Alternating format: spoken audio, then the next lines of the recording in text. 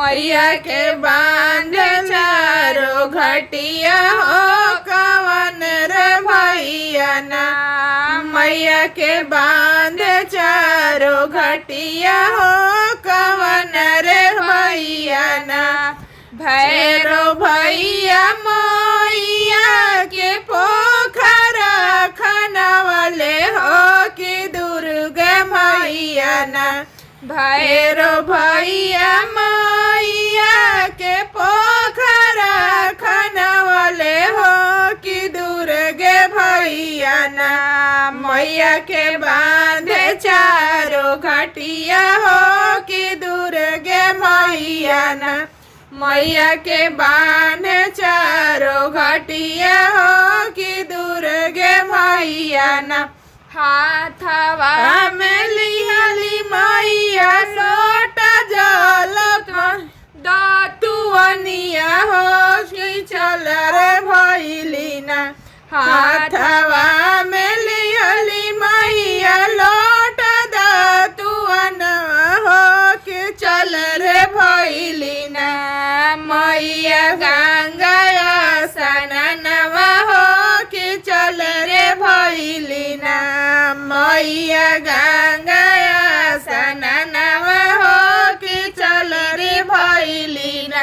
नहाइए धोआई मैया अररवा चढ़ी बैठली हो सुखावे लगली ना।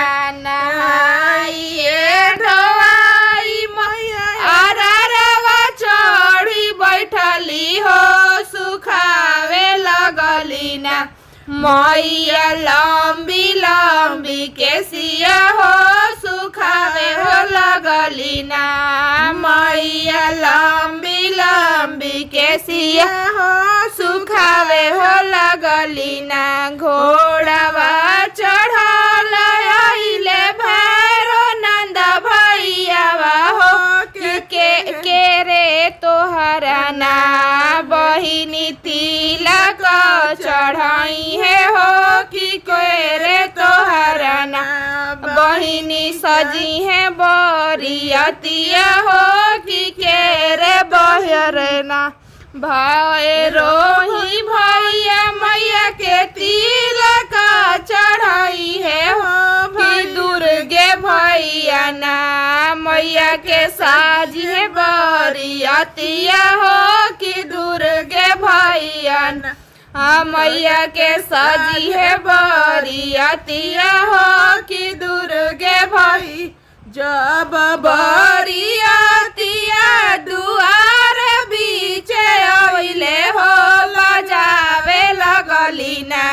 मैया ढाल तरुआरवा हो बजावे लगली ना। मैया ढाल तरुआरवा हो बजावे लगली ना।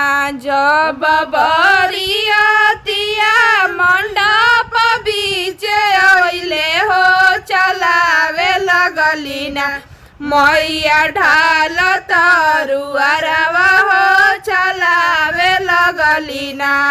मैया ढाल तरुआरवा हो चलावे लगली ना। असुरा के कटली मैया भासुर के कटली दुल्हावा काटी ना। मैया पेन्हली गले हारवा हो दुल्हावे काटी ना। मैया पेन्हली गले हारवा हो दुल्हावे काटी ना। एतना बचन जब शंकर सुनले हो कि हमें न जननी ना। हम नाग के बोलावती हो कि हमें न जननी ना। हम नाग के बोलावती हो कि हमें न जननी ना।